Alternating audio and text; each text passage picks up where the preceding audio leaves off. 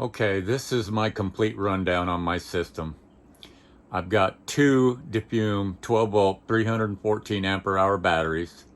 I've got one LiTime 14.6 AC 60 amp inverter hanging right there on the right.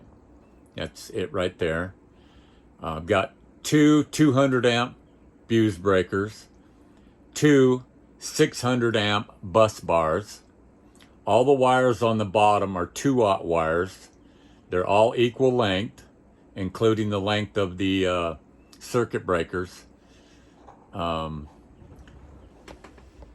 wires going from the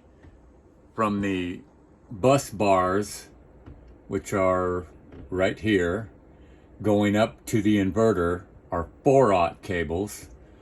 I spliced all my own cables. I used this hammer crimp right here to crimp my lugs. I used all solid copper, tin coated, except for the 90 degrees that are down here. Those are 90-degree lugs down there, so the cables can come straight up. I used a 400 amp fuse, Renogy 400 amp fuse there, an 80 amp fuse there coming off of my inverter charger over here.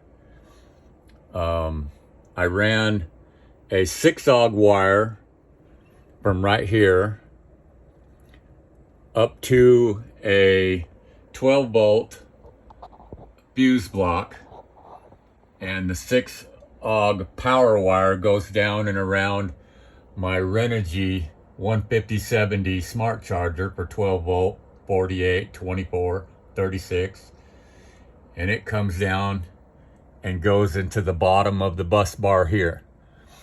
The ground cable for this goes in on this side of the bus bar. I've got an Anderson connection right there on the charger.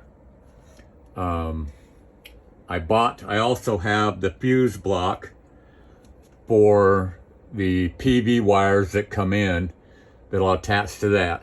The only thing I don't have right now are solar panels and my cables for this system to go completely solar. But I did this. What you're looking at here is about $3,380 worth of equipment, including the two battery monitors and the smart shunts, which are hooked in right here. Those are Renogy 500 amp smart shunts, and when I hooked it up and tested it the first time, it was a little out of whack on some of the voltage. And what it was is there's a little tiny wire that plugs in, that little red wire that plugs into that green block right there. It's real small and it takes a real tiny screwdriver, but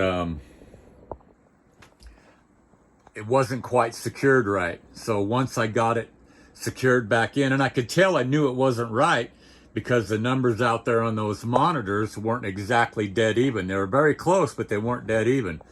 So I pulled that negative cable off. I shut that fuse for that one battery off. I shut it off, then I waited about 10 minutes, and then I took that whole cable off and pulled that red wire out and held it so I could work on it and put it back in and tightened it back down. And then after doing another test and cooking on it with 1800 watts, and getting everything and then letting it settle back down, I checked everything again, and the numbers were identical. They were working perfectly. So I'm pretty proud of how this came out. I imagine it would have been a lot more money if I'd had paid somebody to build it, but I'm quite tickled with it. Anyway, I appreciate y'all watching. Thanks. Bye.